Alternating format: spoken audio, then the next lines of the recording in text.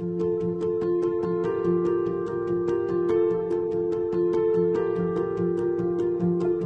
everybody, today we're going to go ahead and demonstrate one of our brand new items here. To my right, you're looking at one of our liquid cooling plates. Okay, this is going to be used for food to keep it fresh. Obviously, this is our first model. We're going to have different models available. Over here in the front, we have a sticker with the model on this unit, as well as certification. Okay, this cooling plate is going to be certified. Now, I want to go ahead and give you the measurements for this cooling plate. So across, you're looking at about 13 inches. Left to right, 10.5 inches.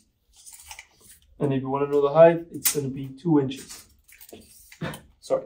So simply, this is for your food, okay? If you're going to use food, you could simply place it here. It'll keep it cold. It'll keep it fresh, okay? So this is a cooling plate, liquid cooling plate. If you're interested in one of these units, simply go on our website, coolerdepot.usa.com.